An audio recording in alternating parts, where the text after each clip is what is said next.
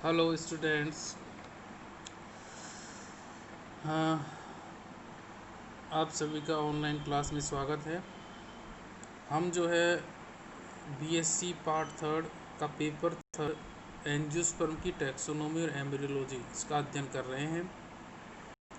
इसी के तहत हमने दो topic introduction of taxonomy and induction units of classification, दो चीज़ें हमने पढ़ चुकी है। मैंने आपको बताया था टैक्सोनॉमी और क्लासिफिकेशन में क्या डिफरेंस होता है। उसी क्रम में अब आज हम आगे बढ़ रहे हैं कि इसमें आपके सिलेबस में है स्पीसीज कंसेप्ट। ठीक है, तो चार स्पीसीज कंसेप्ट है। एक तो है, देखिए आप, बायोलॉजिकल स्पीसीज कंसेप्ट। ठीक है, एक है आपके टाइपोलॉजिकल स्पीसीज कंसेप्ट, एक है आपके टैक्सोनॉमिक स्पीसीज कंसेप्ट, और फिर एक आपके क्या है, इवोल्यूशनरी स्पीसीज कंसेप्ट। ये चार स्पीसीज कंसेप्ट है जिनका कि हम जो है वो अध्ययन करेंगे। तो देखिए, सबसे पहले तो जाति नाम और धारणा किसके द्वारा दी गई। जाति नाम और धारणा दी हुई थी जॉन रे के द्वारा। ठीक है, अब biological species concept, biological species concept दिया किसके द्वारा गया था, मेयर के द्वारा। ये कई बार पूछ लेते हैं छोटे क्वेश्चनों में, बायोलॉजिकल स्पीसीज कंसेप्ट किसने दिया था। तो बायोलॉजिकल स्पीसीज कंसेप्ट जो था वो मेयर ने दिया था। ठीक है, अब अगर हम आगे बात करते हैं, देखिए कि बायोलॉजिकल स्पीसीज कंसेप्ट क्या है। तो ऐसे सभी सदस्य जो आपस में प्रजनन ऐसे सभी सदस्य जो आपस में प्रजनन यानी इनब्रीडिंग कर सकते हैं एवं अपनी ही जैसी जननशील संतान उत्पन्न करते हैं, एक ही जाति के सदस्य होते हैं। देखिए, ये जो चारों स्पीसीज कंसेप्ट है ना, इन्होंने सभी ने जाति को परिभाषित किया है अपने अपने तरीके से। तो बायोलॉजिकल स्पीसीज कंसेप्ट क्या कहता है कि भाई एक ही जाति के सदस्य वो हैं, ये जो डेफिनेशन है ना, ये कह रही है कि भाई एक ही जाति के सदस्य वो हैं जो कि आपस में क्या है, प्रजनन करते हो नेचुरली, फोर्सली नहीं, नेचुरली। जो आपस में प्रजनन, नेचुरली का मतलब हो गया इनब्रीडिंग, और प्रजनन तो करते ही हैं, इसके अलावा अपने समान जननशील संतति उत्पन्न करते हैं। ये ध्यान रखना, वो प्रजनन तो करते हो नेचुरली और अपने समान जननशील, मतलब उनके द्वारा जो संतति हो रही है वो भी कैसे जननशील हो, उसमें भी जनन करने की क्षमता हो। तो ऐसे सदस्यों का ग्रुप या फिर ऐसे सदस्य क्या होते हैं, एक ही जाति के सदस्य होते हैं। आगे बात समझे, मतलब बायोलॉजिकल स्पीशीज कंसेप्ट में क्या किसको क्या कहना चाह रही है कि भाई उनमें आपस में जनन होता है और अपने समान जनन से संतति पैदा कर दे, तो वो एक ही जाति के सदस्य होते हैं। अब आप देखिए, यह जो बायोलॉजिकल स्पीशीज कंसेप्ट है ना, केवल और केवल लैंगिक जनन करने वाले जीवों पर ही लागू होता है। मतलब केवल लैंगिक जनन, जिनमें केवल और केवल सेक्सुअल रिप्रोडक्शन पाया जाता है, उन पर ये क्या होता है, लागू होता है। अलैंगिक करने वाले जीवों पर ये जो है वो लागू नहीं होता है। अलैंगिक जनन जैसे बैक्टीरिया है, माइकोप्लाज्मा है, ब्लूरिन एल्गी है, इन पर यह जो कंसेप्ट है वो लागू नहीं होता है। ठीक है, फिर अब आप देखिए, यहाँ पे इन्होंने क्या कहा है कि जाति के निर्धारण में सबसे महत्वपूर्ण लक्षण आपसी प्रजननशीलता यानी इनब्रीडिंग है। ठीक है, परंतु लक्षण का उपयोग टैक्सोनॉमी में नहीं किया जाता है। देखिए, बहुत ही इंपॉर्टेंट लाइन है ये जो लिख रखी है ना मैंने। ये क्या कहना चाह रही है कि भाई जैसे आपने कोई सी भी एक जाति निर्धारित कर दी, जैसे अपन मानव है, मानव भी सारे के सारे क्या है, एक जाति के जीव है। ठीक है, तो जाति के निर्धारण में, जैसे अपनी मानव जाति के निर्धारण में इनब्रीडिंग यानी आपसी प्रजननशीलता को आप एक महत्वपूर्ण लक्षण मान सकते हैं, परंतु ये जो आपसी प्रजननशीलता है ना, इसका उपयोग टैक्सोनॉमी में नहीं किया जाता है। ये ध्यान रखिए। आगे बात समझ में, आपसी प्रजननशीलता ठीक है, ये जाति आपसी प्रजननशीलता से हमने एक जाति निर्धारित कर दी, हाँ भाई इनमें आपस में प्रजनन हो रहा है और ये एक जाति अपने समान संतति उत्पन्न कर रहे हैं, तो ये क्या है, एक ही जाति के जीव है। परंतु इस आपसी प्रजननशीलता का ऐसा नहीं है आप टैक्सोनॉमी में भी यूज़ कर रहे हो। टैक्सोनॉमी में तो जाति का निर्धारण अन्य लक्षणों के आधार पर किया जाता है, जैसे कि क्या, आकारिकी लक्षण। मतलब टैक्सोनॉमी में यदि आप जाति बना रहे हो तो उस जाति में आकारिकी, उसके शारीरिक लक्षणों का क्या किया जाता है, प्रयोग किया जाता है। आकारिकी भी दो तरीके की होती है, एक तो बाह्य आकारिकी और फिर एक आंतरिक आकारिकी। मतलब टैक्सोनॉमी में मतलब क्या हो गया, देखिए जाति निर्धारण अलग चीज़ है, ठीक है, और टैक्सोनॉमी अलग चीज़ है। टैक्सोनॉमी में तो अपन क्या करते हैं, हाँ भाई ये जीव एक ही जाति के सदस्य हैं। अब कैसे एक ही जाति के सदस्य हैं, तो उसका डिसाइडेशन किस में किया जाता है, जाति निर्धारण में। जब टैक्सोनॉमी में तो मैंने आपको बता दिया वही आइडेंटिफिकेशन क्लासिफिकेशन, मतलब वहाँ पे टैक्सोनॉमी तो क्या करते हैं कि आकारिकी लक्षणों को देखते हैं। हाँ भाई इन 5, जैसे मान लो एक खेत में 5 पेड़ उग रहे थे, वो 5 पेड़ों में से 3 पेड़ों में एक जैसे लक्षण दिखाई दिए, सारे के सारे बाहर से देखे थे कि हाँ भाई ये भी पेड़ है, इसमें भी ऐसा ही फ्रूट है, इसमें भी ऐसा ही फ्रूट है। तो उन आकारिकी लक्षणों को देख करके अपन क्या करते हैं, उसको एक ही, फिर उन तीनों पौधों को एक ही किस में रख दिए, क्लास में रख देते हैं। ठीक है, तो एक ही क्लास में रख देते हैं। तो वो जो आकारिकी लक्षण है उनको उपयोग किस में कर लिया फिर अपन ने, इस तरीके से टैक्सोनॉमी में। आगे बात समझ में, तो ये इंपॉर्टेंट लाइन है। ठीक है, टैक्सोनॉमी में अपन किसका यूज़ करते हैं, जाति निर्धारण में। टैक्सोनॉमी में जाति का निर्धारण किसके आधार पर करते हैं, आकारिकी लक्षणों के आधार पर। ठीक है, अब आप देखिए उच्च पादपों में जाति का निर्धारण पुष्प की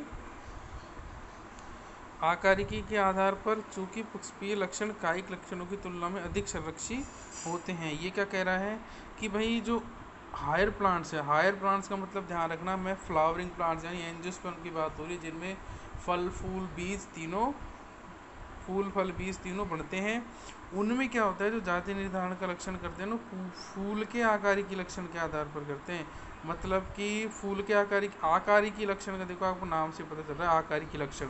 जैसे मैं मेरे आकारिकी लक्षणों की बात करूं, तो मेरे आकारिकी लक्षण में अब 2 आकारिकी लक्षणों को क्या है, 2 तरीके में बांट देते हैं। एक तो हो जाता है बाह्य आकारिकी, ठीक है, और एक हो जाती है क्या, आंतरिक आकारिकी। ठीक है, तो इस प्रकार से 2 आकारिकी लक्षण हो जाते हैं। बाह्य आकारिकी में तो क्या है, जैसे मेरी आकारिकी देखें तो बाह्य आकारिकी में मेरे लक्षण देखेंगे बाहर के, जैसे 2 आँख, 2 नाक, 2 कान, ये तो मेरे क्या हो गए, बाह्य आकारिकी लक्षण हो गए। आंतरिक आकारिकी लक्षण में क्या होगी, मेरी टीएस काट के देखेंगे, जैसे टीएस काट के, हाँ भाई मेरे अंदर ये इसके यकृत का टीएस काट के देखे, इस प्रकार की कोशिकाएं, ये मेरे जो है वो जैसे मेरे हेयर्स का टीएस काट के देखेंगे। तो वो सारे के सारे लक्षण क्या हो जाते हैं, फिर आकारिकी लक्षण। उसी प्रकार से पेड़ पौधों में भी होते हैं। पेड़ पौधों में जैसे बाह्य आकारिकी लक्षण, जैसे कैसे, उसका तने को बाहर से देखेंगे, उसके जड़ को बाहर से देखेंगे, उसके फूल को बाहर से देखेंगे, फूल का कौन सा कलर है, क्या क्या उसमें बाह्य दल, दल, पुंकेसर, स्त्री केसर कैसे हैं, वो सारे के सारे लक्षण क्या है, उसके बाह्य लक्षण है। आंतरिक आकारिकी लक्षण में क्या हो जाता है, आंतरिक आकारिकी में जैसे तने का टीएस काटा, अनुप्रस्थ काट काटा, ट्रांसवर्स सेक्शन, पत्ती का अनुप्रस्थ काट काटा, फ्लावर का अनुप्रस्थ काट काटा, किसी फ्रूट का अनुप्रस्थ काट काटा, तो वो सारे के सारे लक्षण क्या है, आंतरिक आकारिकी लक्षण कहलाते हैं। ठीक है, तो ये यहाँ पे क्या लिख रखा है, उच्च पादपों में जाति का निर्धारण, मतलब जो फ्लावरिंग प्लांट्स है ना, उनमें जाति का निर्धारण पुष्प की आकारिकी, उसमें फ्लावर देखते हैं। मतलब एंजियोस्पर्म में तो क्या प्रेजेंट है, फ्लावर, तो फ्लावर देखते हैं कि हाँ भाई एक खेत में गए तो 10 पौधों में फूल लग रहे थे, 10 में से 5 में एक जैसे फूल लग रहे थे, तो भाई ये पांचों के पांचों क्या है, एक जैसी जाति के हैं। तो पुष्पीय लक्षणों को देखते हैं, ठीक है, ना कि उसके कायिक लक्षणों को। देखो पेड़ जो होता है ना, पेड़ में एक तो होती है उसकी काया, यानी कि जिन जो कि क्या बनाती है, कायिक लक्षण, और एक होते हैं उसके फूल। फूल क्या होता है, उसका जननांग होता है एक तरीके से, मतलब कि उसका रिप्रोडक्टिव ऑर्गन होता है। ठीक है, उस फूल के द्वारा ही वो पेड़ क्या करता है, जनन का काम करता है। तो अपन अगर बात करें इस चीज़ की कि भाई जो उच्च पादपों में उन फ्लावरिंग लक्षणों को ही देखा जाता है, कायिक लक्षणों को नहीं देखा जाता। मतलब उसके जड़, तना, पत्ती, इनको नहीं देखते हम, तो फ्लावर को देखते हैं। क्यों, क्योंकि फ्लावर में जो लक्षण होते हैं ना, वो क्या होते हैं, ज़्यादा संरक्षी होते हैं। संरक्षी का मतलब क्या होगा, इनमें ज़्यादा चेंजेस नहीं होते, जबकि जड़, तना, पत्ती में तो क्या है, चेंजेस हो जाते हैं। ठीक है, जैसे आप मनी प्लांट है, मनी प्लांट को यदि धूप में रखोगे तो वो पीली कलर के पत्ते आएंगे उसमें, और अगर छाया में रखोगे तो हरे कलर के पत्ते आएंगे। तो हो गए ना उसके कायिक लक्षणों में चेंज। कायिक लक्षण यानी उसके जड़, तना, पत्ती में चेंज। अब मान लो आपने एक मनी प्लांट, मतलब कि अब जैसे एक पौधा देखा, उसके फ्लावर तो एक जैसा दिखाई दिया, परंतु जड़, तना, पत्ती अलग अलग दिखाई दी। तो हो सकता है कि अब आप सोचोगे यार इसके जड़, तना, पत्ती तो अलग अलग है, तो ये एक अलग अलग जाति के होंगे। नहीं, ऐसा नहीं है। अगर उसके जड़, तना, पत्ती अलग अलग हैं, ठीक है, आ रही बात समझ में, जड़, तना, पत्ती अगर उसके अलग अलग हैं और फूलों फ्लावर एक जैसा है, तो भी वो क्या हो जाएंगे, एक जाति के हो जाएंगे। कहने का मतलब फूल जो होता है ना, उसमें इसके लक्षण अधिक संरक्षी होते हैं। अब आप देखो ये बायोलॉजिकल स्पीसीज कंसेप्ट को यहाँ पे थोड़ा शॉर्ट में हमने समझा रखा है बायोलॉजिकल स्पीसीज कंसेप्ट को, कि भाई देखो बायोलॉजिकल स्पीसीज कंसेप्ट और एक ये क्या है टैक्सोनॉमिक स्पीसीज कंसेप्ट, दो अलग अलग कंसेप्ट है। ये बताया ना आपको ऊपर, देखो ये रहा, एक तो हो जाएगा टैक्सोनॉमी वाला और एक हो जाए बायोलॉजिकल। ठीक है, तो आप दोनों में अंतर देखिएगा क्या कहना चाह रहे हैं ये, कि भाई जो बायोलॉजिकल स्पीसीज कंसेप्ट है ना, इस बायोलॉजिकल स्पीसीज कंसेप्ट में तो इनब्रीडिंग यानी आपसी प्रजननशीलता को इम्पोर्टेंट दिए, और इस सारे के सारे इस संसार के सारे मनुष्य इसका क्या हो जाएंगे उदाहरण है। मतलब कि उस संसार के जितने भी मनुष्य वो क्या है एक ही बायोलॉजिकल स्पीसीज के सदस्य हैं। क्यों? क्योंकि उन सबों में आपस में प्रजननशीलता हो सकती है और अपने समान जन्म संतति पैदा कर सकते हैं। जबकि टैक्सोनॉमिक स्पीसीज कंसेप्ट क्या कहता है, या फिर टैक्सोनॉमिक स्पीसीज क्या होती है, जिनके की मॉर्फोलॉजिकल यानी कि आकारिकी करैक्टर क्या हो, सेम हो। ठीक है, तो वो फिर क्या हो जाएंगे एक ही जाति के जो है वो सदस्य हो जाएंगे। आगे बात समझ में आपको। अब जैसे आप देखो, एक तो होती है कावली फ्लावर, एक होती है कैबेज और एक होती है कनोल कनोल। मतलब कि एक तो होते हैं कावली फ्लावर यानी फूल गोभी जो अपन खाते हैं, एक होती है केबेज यानी पत्ता गोभी, और एक होती है कनोल कनोल यानी गांठ गोभी। अब ये तीनों की तीनों क्या है, गोभी है ना, उस गोभी की वेराइटी है अलग अलग। ठीक है, आ रही बात समझ में। अब आप देखो ये क्या लिख रखा है मैंने यहाँ पे, इन तीनों गोभियों में आपस में प्रजनन नहीं होता। अब इन तीनों गोभी में आपस में प्रजनन नहीं होता, तो ये क्या हो जाएंगी अलग अलग बायोलॉजिकल स्पीसीज हो जाएंगी। मतलब ये तो एक अलग बायोलॉजिकल स्पीसीज है कावली फ्लावर वाली। ठीक है, आ रही बात समझ में आपको। और ये जो केबेज है ये अलग एक बायोलॉजिकल स्पीसीज है, और ये कनोल कनोल क्या है, एक अलग अलग बायोलॉजिकल स्पीसीज है। अगर इन तीनों में आपस में प्रजनन होता है तो ये तीनों एक ही बायोलॉजिकल स्पीसीज होती, परंतु तीनों में आपस में क्या है, प्रजनन ही नहीं हो रहा है। तो इसके लिए क्या है कि ये जो है तीनों अलग अलग तीन बायोलॉजिकल स्पीसीज है।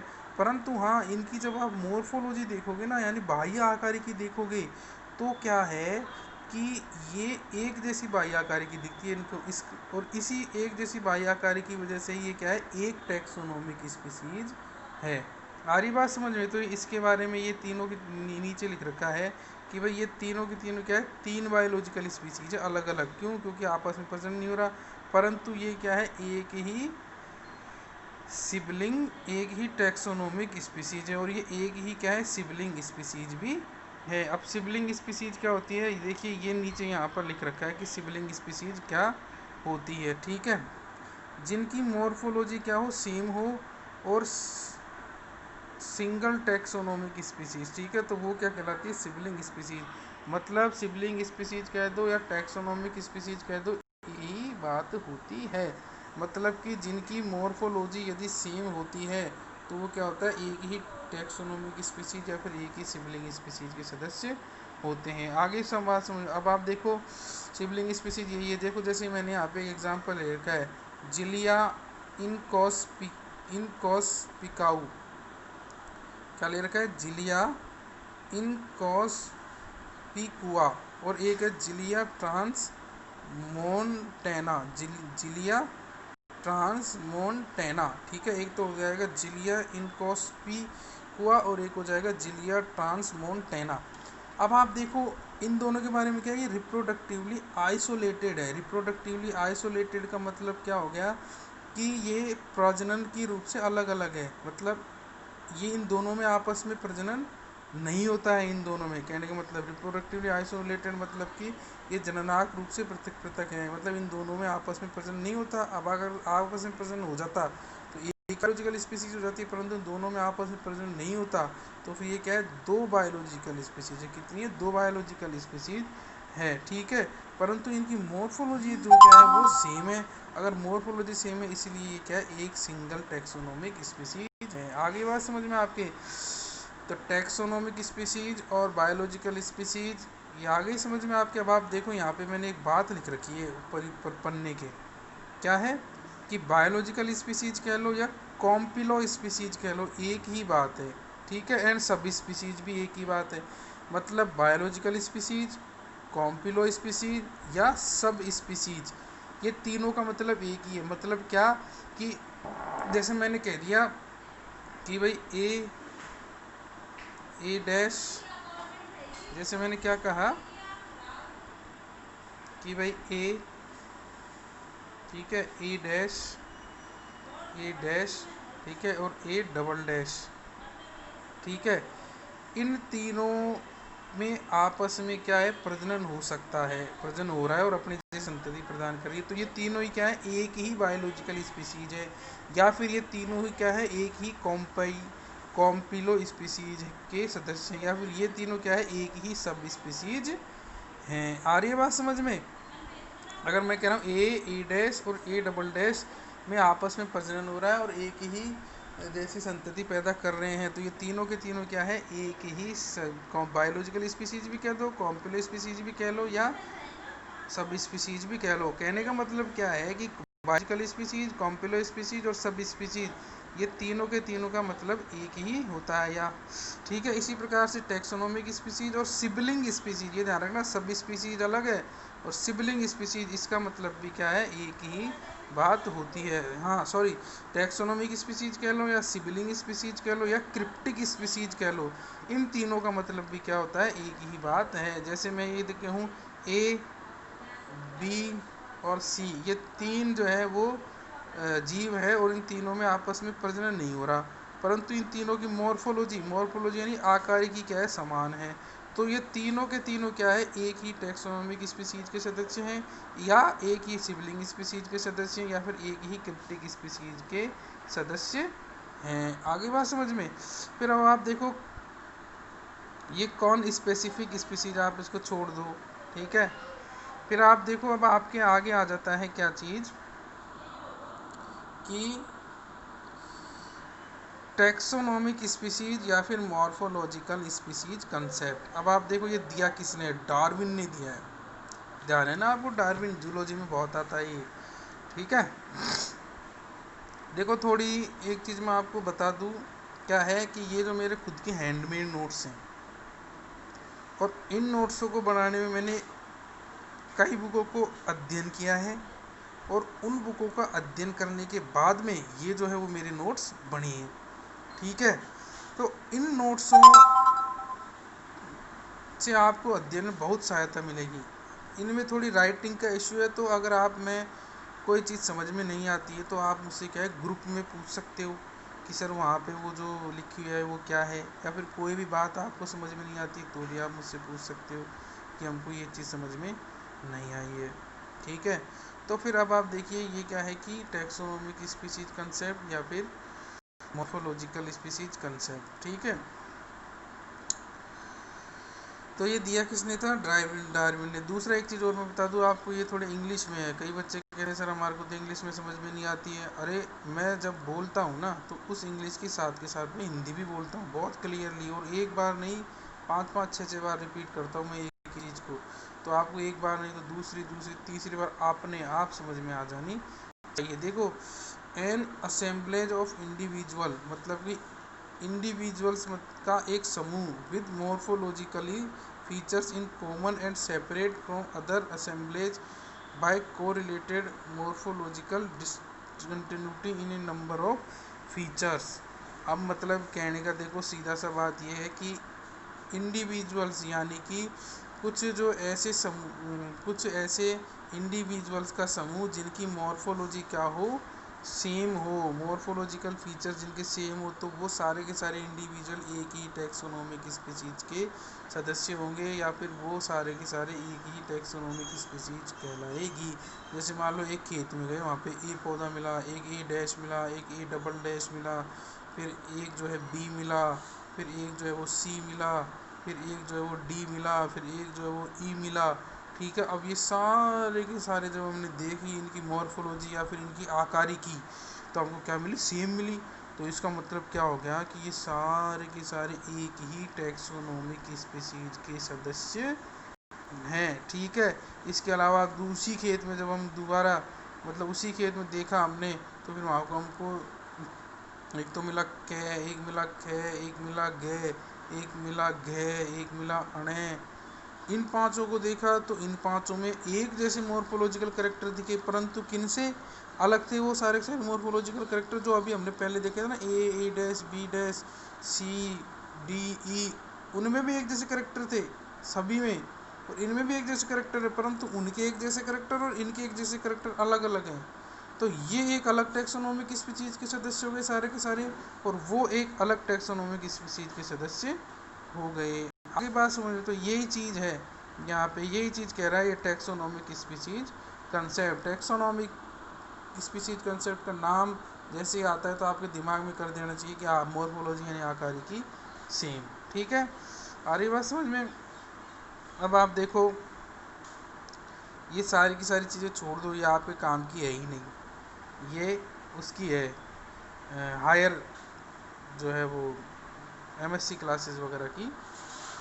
ठीक है, फिर अब आप देखो जो सबसे ज़्यादा मान्य, सबसे ज़्यादा वैलिड जो स्पीशीज कंसेप्ट है वो क्या है, टाइपोलॉजिकल स्पीशीज कंसेप्ट।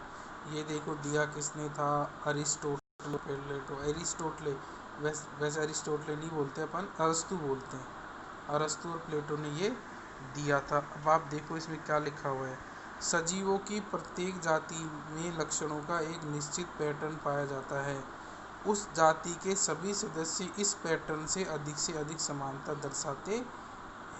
आ रही बात समझ में। मतलब ये क्या कह रहा है टाइपोलॉजिकल स्पीशीज कंसेप्ट के अनुसार कि जो एक जाति होती है ना, उस जाति के जितने भी सदस्य हैं उनमें लक्षणों का एक फिक्स पैटर्न पाया जाता है। जैसे मान लो हम ह्यूमन जाति हैं, अब ह्यूमन जाति में जितने भी इसके सदस्य हैं, मतलब जितने भी अपने मानव हैं, ठीक है, कोई अफ्रीकन, कोई नाइजीरियन, कोई इंडियन, कोई अमेरिकन, सब में लक्षणों का एक जैसा फिक्स पैटर्न आपको देखने को मिलेगा। सब में वही 2 आँख, 2 नाक, 2 कान, 1 होंठ, 2 होंठ, वही 2 हाथ, 2 पैर। ठीक है, फिर आंतरिक लक्षण मतलब कि अंदर से देखें तो वही लीवर, वही 2 लंग्स, तो सब में लक्षणों का एक पैटर्न देखने को मिलेगा। तो वो एक पैटर्न जब देखने को मिल रहा है तो वो सारे के सारे सदस्य क्या हैं, एक ही टाइपोलॉजिकल स्पीशीज के सदस्य हैं। मतलब लक्षणों का एक फिक्स पैटर्न हो गया। जैसे अपन ने बना दिया ह्यूमन जाति के लक्षण, 2 नाक, 2 कान, 2 पैर। ठीक है, अब मान लो कोई अपन अलग ग्रह पर गए, ठीक है, अब वहाँ पे क्या हमारे को अलग ही प्रकार के मानव दिखे, ठीक है, परंतु उनमें भी वही 2 नाक, 2 कान, 2 पैर, 2 हाथ, 2 सब कुछ मिले, है ना। तो फिर वो भी सारे के सारे क्या हो जाएंगे, एक ही अपनी अपनी जाति में आ जाएंगे टाइपोलॉजिकल स्पीशीज कंसेप्ट में। ठीक है, सारी बात समझ में। अब आप देखो ये क्या कह रहा है कि ये जो कंसेप्ट है ना, किसी जाति के एक व्यक्ति विशेष पर आधारित है। ठीक है, अब जैसे मानव जाति है, तो मानव जाति का मैंने एक मेयर को ले लिया, मेरे सारे के सारे लक्षण देख ले, वो ही सारे के सारे लक्षण और दूसरे मानव मिलेंगे, तो हो गया ना एक व्यक्ति विशेष पर आधारित।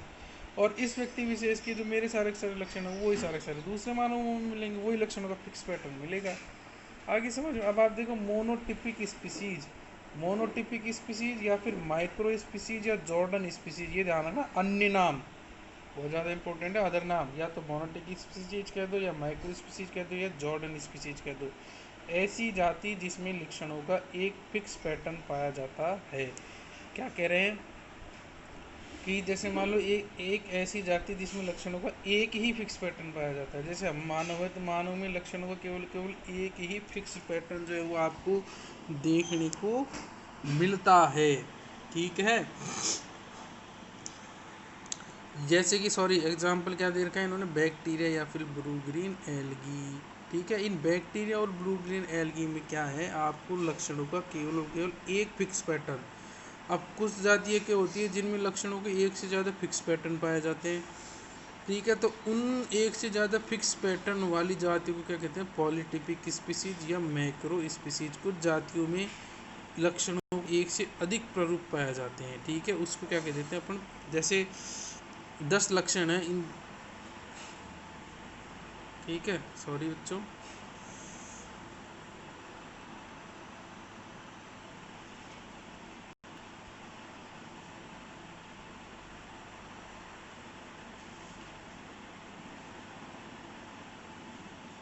जैसे कि सपोज करो पॉलीटिपिक स्पीसीज का मतलब है कुछ जातियों में लक्षणों के एक से अधिक प्रारूप जो है वो पाए जाते हैं। ठीक है, जैसे मान लो लक्षणों का एक पैटर्न, लक्षणों का एक ये दूसरा पैटर्न, एक ये तीसरा पैटर्न। ठीक है, इस पैटर्न में 10 लक्षण हो गए, कोई से भी हमने रख दिए। इस पैटर्न में कोई 5 लक्षण हो गए, ठीक है, और इस पैटर्न में कोई 8 लक्षण हो गए, ठीक है। तो एक से अधिक पैटर्न, एक कितने पैटर्न हो गए, 3 पैटर्न यदि एक जाति के जीव में पाए जाएं तो वो सारी सारी क्या हो जाएंगी, पॉलीटिपिक स्पीशीज हो जाएंगी, ठीक है। आ रही बात समझ में आपको। जैसे कि पॉलीटिपिक स्पीशीज के एग्जाम्पल इन्होंने यहाँ पे दे रखा है, देखो ये कई बार एग्जाम में आता है, बहुत बार एग्जाम में आता है ये, ठीक है। आ रही बात समझ में आपको। देखो एक तो होता है बायोटाइप, एक होता है इकोटाइप और एक होता है ईकार्ड या इकोफेन, ये बहुत बार आता है।